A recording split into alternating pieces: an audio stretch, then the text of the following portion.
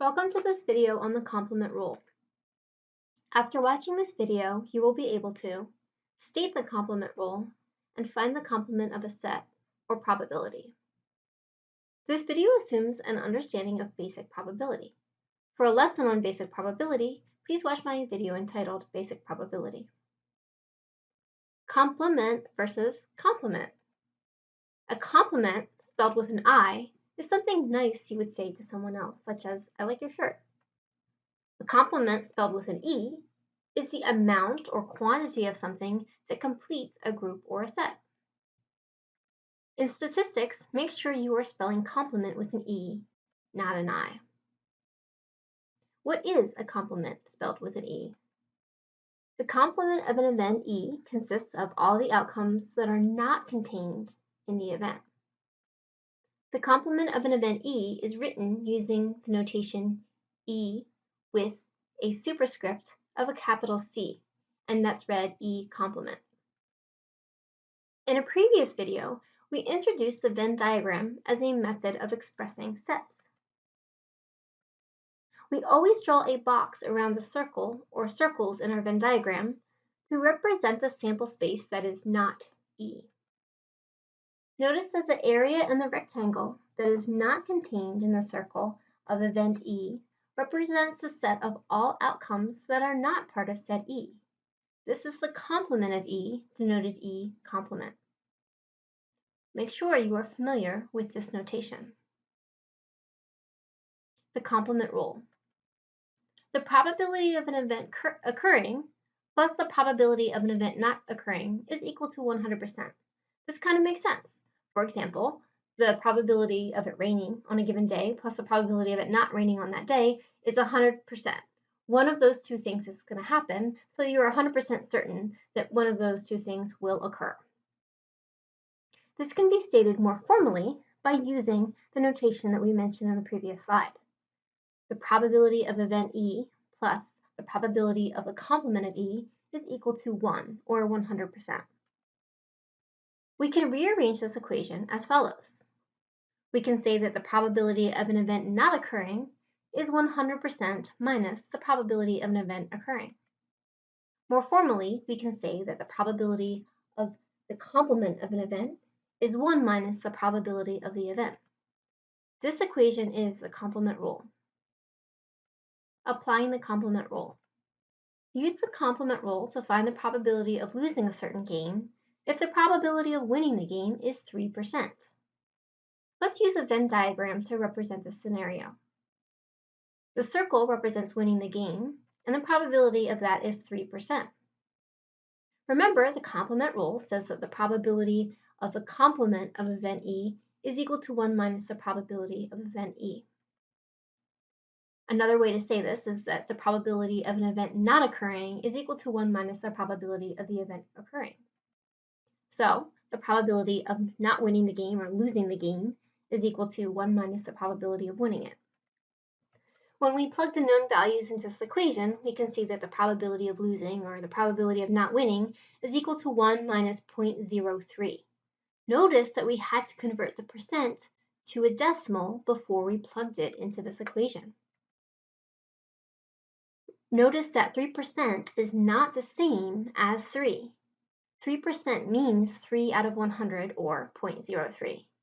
The word percent literally means out of 100. Per means out of, and cent means 100, like the word century. So 1 minus 0.03 is 0.97. The space in the rectangle that is not contained in the circle represents the probability of not winning or losing the game. So we can place the number 97% in that rectangle. And it really doesn't matter where in the rectangle you choose to place it. Suppose you are on a game show and you spin the wheel to the right. What is the probability of not winning the two largest amount of money, or prizes? Let's use set notation and a Venn diagram to organize our thoughts.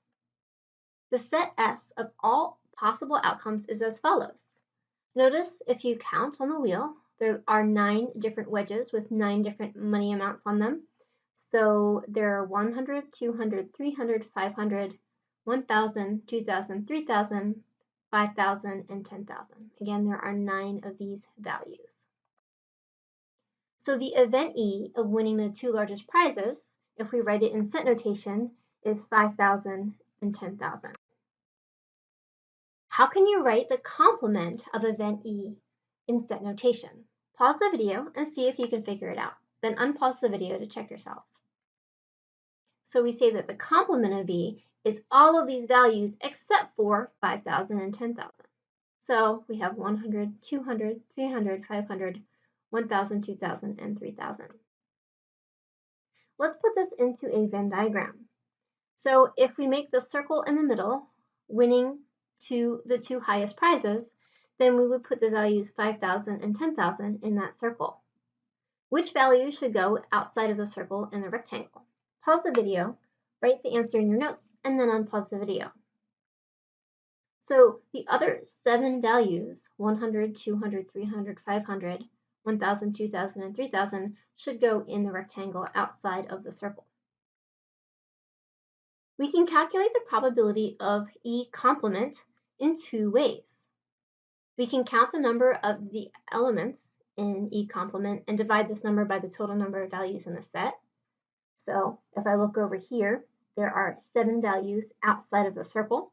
So the probability of not winning the 2 highest prizes is 7 out of the total number of elements everywhere, which is 9. So that's one way to do it. We can also use the complement rule. And as you're going to see, the complement rule becomes much more important when we have large sample sizes. So for example, if you're working with hundreds, thousands, or millions of elements, it's not practical or useful to try to count them all. So the probability of the complement of E is 1 minus the probability of event E happening.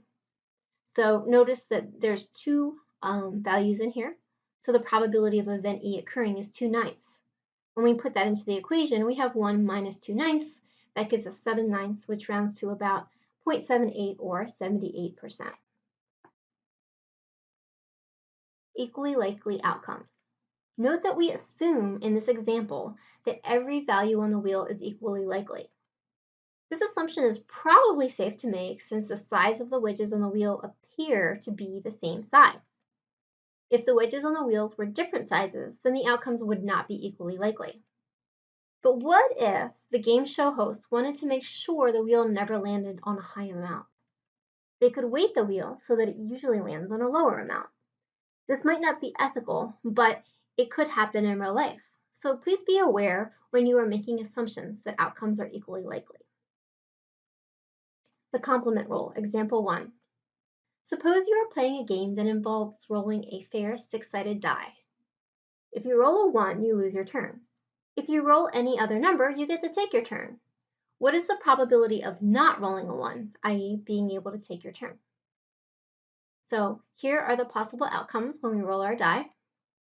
Remember, the complement rule says the probability of an event not happening is 1 minus the probability of the event happening.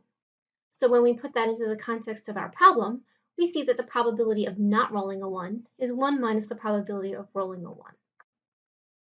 So the probability of rolling a 1, as we mentioned in our basic probability video, is 1 over 6 because there's one outcome that results in a 1 out of 6 possibilities. And again, we're assuming a fair die, so we're assuming equally likely outcomes.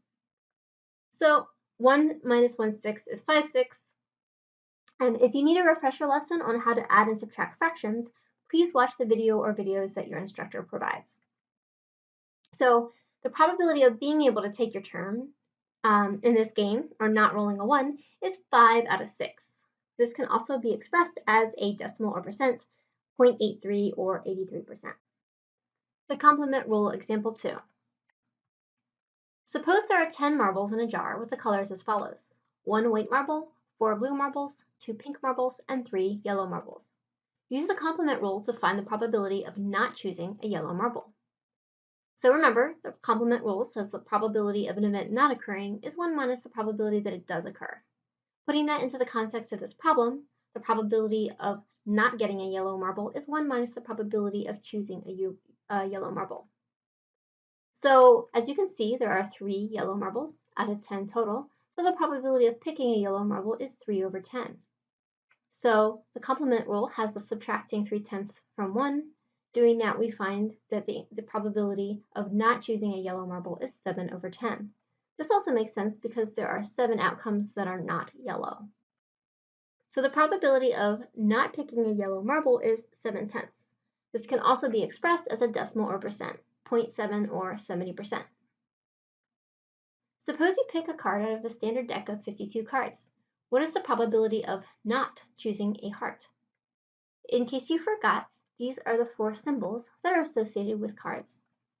The heart is right here. There are 13 hearts in the deck of cards out of 52 total cards. So the probability, remember, of an event not happening is 1 minus the probability that it happens. Putting that in the context of this problem, the probability of not getting a heart is 1 minus the probability of choosing a heart.